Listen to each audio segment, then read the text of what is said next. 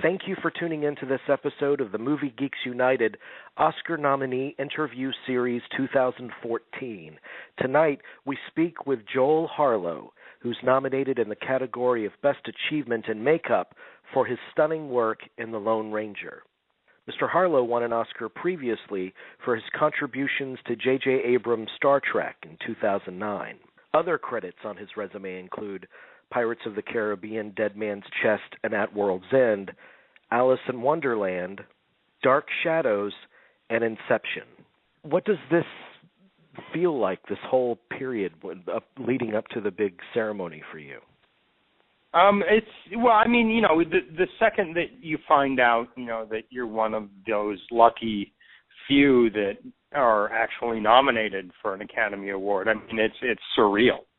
I have been here before once, and it was surreal then, and, it doesn't get any less so, being here again. It's a tremendous honor, and I guess the days leading up to it are, you're nervous, and, you're incredibly honored, and you're proud, and, you just want to make sure that, or at least me, I want to make sure that, my crew is acknowledged, because no man is an island, and, certainly this film would not have been made without the help of a very talented, makeup and hair department. Mm-hmm.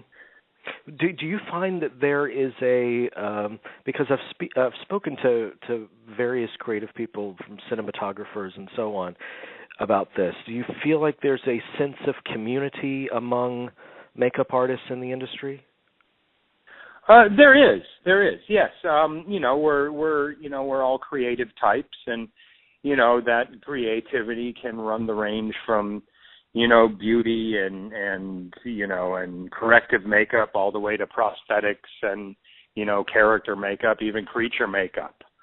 So yeah, it's absolutely, there's a sense of community. We all sort of run in the same circles, and though you may be in charge of a film, this time around, the next time around you may be working for your friends, and they work for you, so vice versa. Tell me about the luncheon. Did you attend that the other day? I did. The luncheon is fantastic. Because you're there with, with directors and writers and producers and actors and, everybody, across the spectrum of filmmaking, who are all being honored for this, their achievement in, whatever film that, they happen to have worked on that year. So, it's just to make it, to one of the nominees, you feel like you've already sort of won. Because out of every film that comes out during the year, to make it this far, it's like, it's a huge honor. Sure, yeah. So tell me, I want to talk about your work on The Lone Ranger, but first of all, take me back a little bit. Tell me what inspired you to become involved in makeup to begin with. That would have been King Kong, the original King Kong, Willis O'Brien, black and white, stop-motion animated King Kong. My father brought me to see that, and I knew after seeing it that I wanted to do something, that related to that kind of magic, that kind of like seeing a character or a creature or, this personality that clearly was not human live. So what I ultimately did is I went to the New York School of Visual Arts for animation. I enrolled in the animation program because at the time there were really no makeup schools. Now you can drive down any street in Los Angeles and hit at least 5, but when I started, there were none. There was the Dick Smith course, and he is the godfather of modern makeup techniques.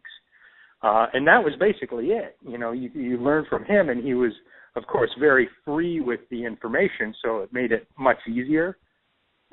Ultimately, what I did is I dropped out of, the animation program and just started pursuing, makeup in film and television.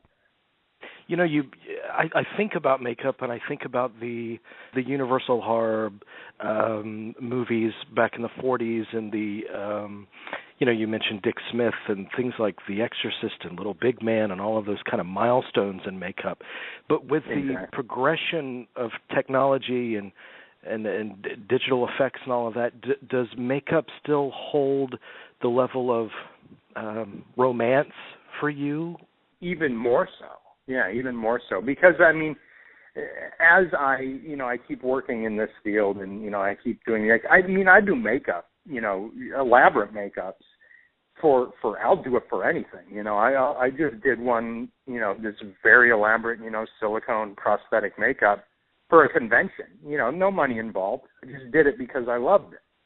And I continue to do that. I'll do seminars at some of the schools that exist now because I love it. We don't get paid for it. I just do it because I'm fortunate enough now that if I can think of a character or a creature or what have you, chances are good that I can, I've come, with my skills far enough that I can create it. And if I can create it, then why shouldn't I? So no matter if I'm making a living at it or not, I'm always going to, be working in makeup and doing makeup, building makeup, supplying them. So yeah, I mean, I think, the romance of the makeup for me is even stronger now because I know that I can create what I'm imagining. Right. There's such power in relying on practical effects and things in films, and I was curious if the digital world ever intrudes upon the art of what you do. There are aspects of the digital world certainly that intrude on, the makeup world, especially the makeup effects world, because the digital, visual effects have gotten so savvy these days that it's easy for a producer, director, writer to imagine something and just sort of throw it to visual effects without even opting to go down a practical effects road, which is a little sad because, when you go down a practical effects road, you discover things along the way that maybe weren't intended. I like to call those happy accidents. And going a visual road, a visual effects road, those happy accidents will never be discovered because, it's all generated inside, there's no randomness because it's generated inside the computer. Not saying that I'm opposed to visual effects at all. I mean, I think there can be a wonderful marriage between visual effects and makeup effects or prosthetic makeup, what have you. I mean, certainly makeup is an additive art. So to really say you wanted to emaciate somebody, you could suggest that by, increasing cheekbones, increasing the skeletal structure, but what you're doing ultimately is cheating at. You're adding bulk on top of an existing form. Visual effects allows us the ability to actually compress that form. Mm-hmm. Mm-hmm. So I mean, and visual effects have done some amazing work. But again, it depends on who the artist is. It's not. Across the board, I wouldn't say, visual effects, all the way. It depends on, who the technicians or the artists are that, are wielding the pixels. Right. And I guess the happiest marriage is when they can complement one another instead of competing. Exactly. And where there's a mutual respect and, there's not a sort of rivalry to get this shot as, this shot is going to be ours and this shot is going to be yours and try to get, the entirety of, a character, ultimately we're both here to serve the same end, which is to make for a better movie experience. And if, visual effects will serve, the outcome better, I am more than happy to say, okay, this should absolutely be a visual effect. If there's an element of that can be a practical makeup effect, I'll absolutely say, maybe we should do this and we can augment it digitally with that and whatever. When you first started breaking into the business, Were there mentors that guided you along the way? And if there were, what were some specific lessons you learned from them?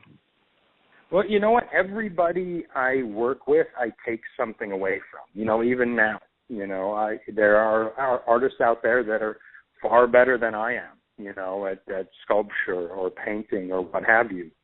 So everybody that I work with, that I have worked with, I try to learn as much from them as, maybe hopefully they're getting from me. Even if I happen to be the guy in charge. It's like, just because I'm the guy in charge does not mean I'm the best one to do every job. So, as far as mentors, I worked for Steve Johnson, who had a company called XFX for about 8 years. And the talent and artistry of the makeup artists that came through that shop was staggering. I mean, we were doing some things, under Steve's company banner that,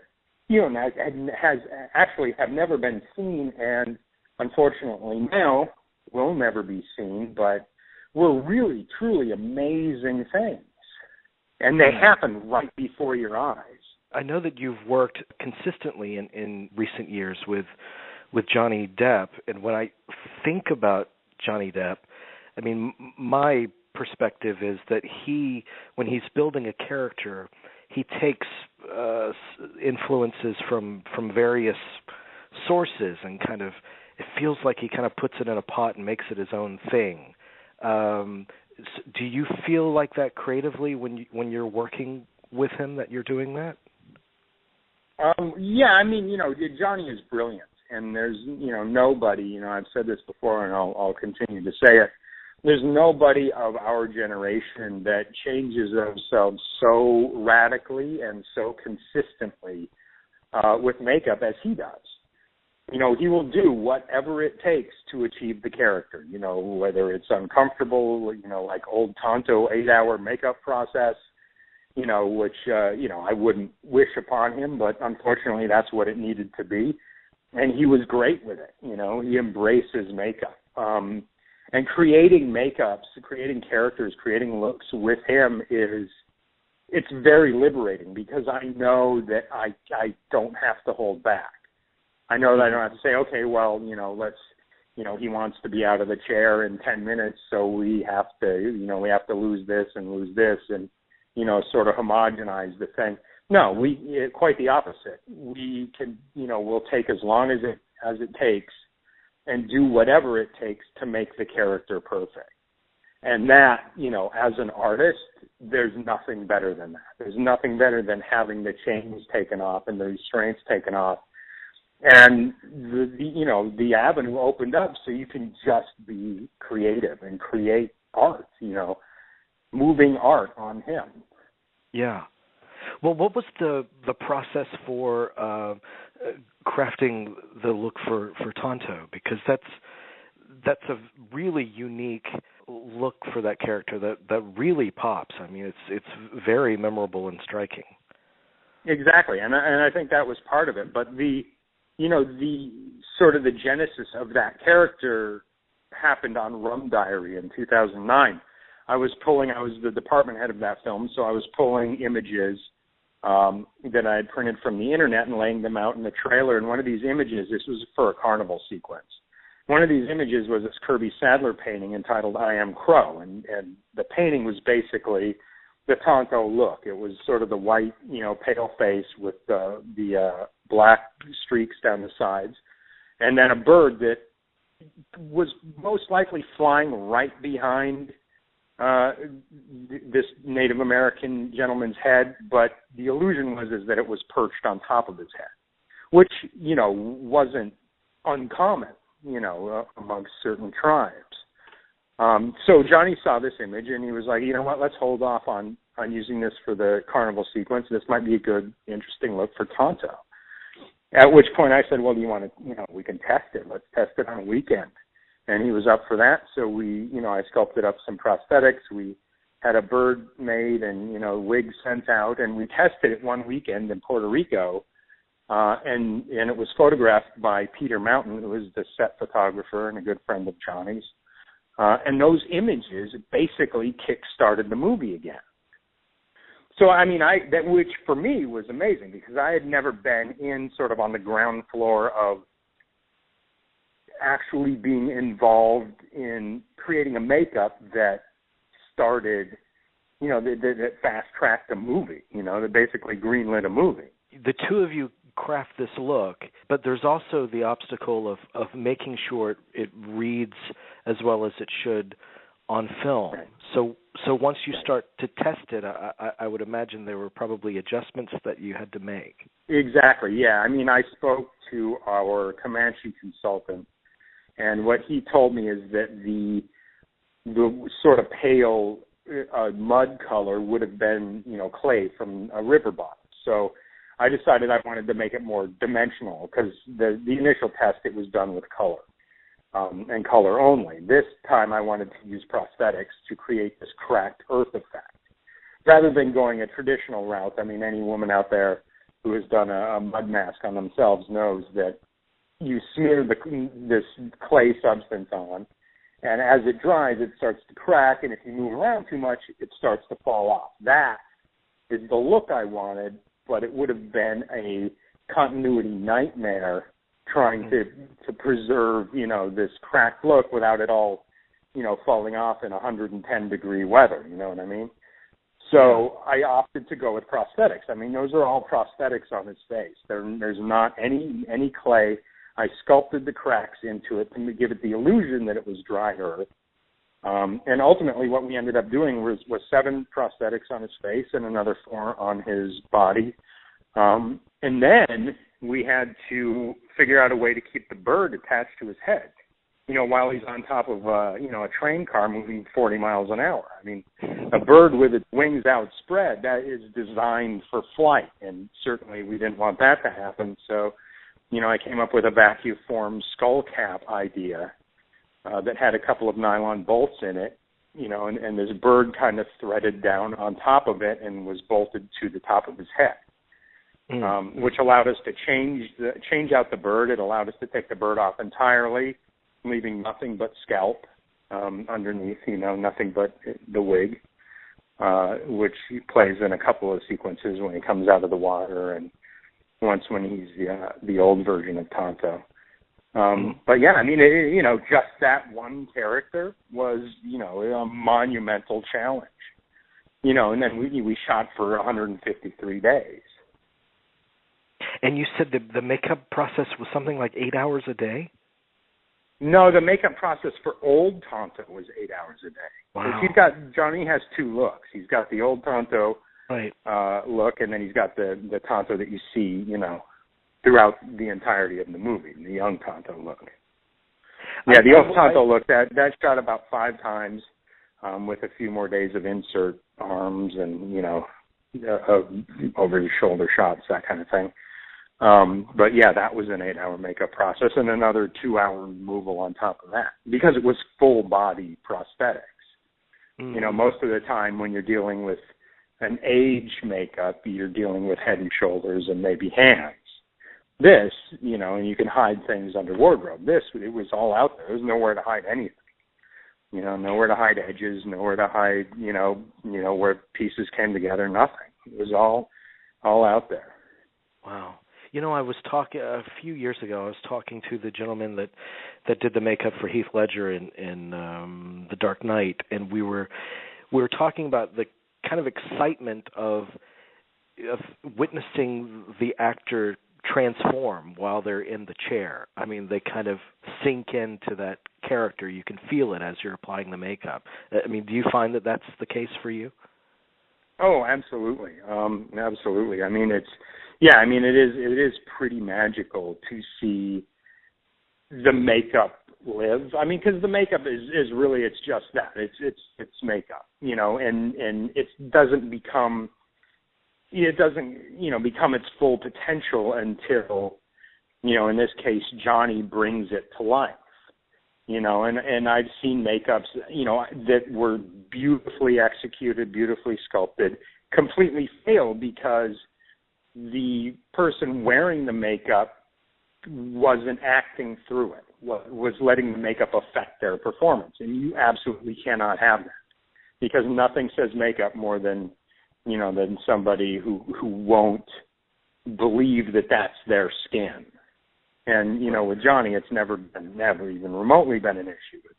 He's always been able to bring me makeup. We've done any test makeup, any, filmed makeup, anything, bring it to life completely. And that, for me, is thrilling. It's like the Frankenstein complex. You spend, hours and hours and months in, your lab creating a makeup, sculpting it, molding it, casting it, hairing it, painting it. And then you apply it and you get to see it come to life. I'm thinking about William Fichtner, because that was such a chameleon performance, so well aided by that makeup, because I did not recognize William Fichtner. Yeah, no, he was genius. I think he is one of the iconic bad guys, of our generation now. That character is, to me, is iconic. The way that he sort of, he slithers around, and he really made that makeup sing, absolutely. And again, it would have been just a hodgepodge of colors and prosthetics without him, really embracing it. And, on this film, everybody is wearing some kind of makeup. It takes place in the 1800s, 1860, and then, there's also a sequence that takes place in 1933. So everybody in this movie has something on. It wasn't a single day where we could look at our background or anybody and say, okay, you're good enough as you are, go out there. No, everybody needed something, whether it was facial hair, sunburn, layers and layers of dirt, weathering. Everybody from deep background to our principals is wearing some kind of special makeup. I wanted to ask you about your collaboration or your level of communication with the cinematographer, because I'm thinking about Dark Shadows, which I believe is shot by Bruno Delbonnel, who does such beautiful work. But his work has to complement the very specific skin tone you gave the characters in that movie. So what is that communication like? Oh, it's very close. I had a monitor that was calibrated to Bruno and Tim's monitor, so I could see what the desaturation process was going to look like. Because, you can make somebody up in the trailer and they look great, and then, they're shot under, whatever lighting situation it happens to be, and that's not where it ends. Then it goes to the lab and it gets desaturated or colors get amplified, whatever it is. Then you're looking at a completely different makeup. So in order to keep everything correct, for all of us, I needed to be able to communicate freely with Bruno and see what he was going for. And, he's brilliant, fortunately I had a monitor that replicated, their monitor, so I could, adjust according to what I was seeing on the screen rather than what I was seeing in the real world. And with something like Alice in Wonderland or Dark Shadows, Tim Burton is such a daring visualist. Which I would imagine would give you such a sense of freedom. Is there ever a danger of going too far? I don't believe in going too far. I don't think it's possible. I go as far as I can until somebody reels me in. I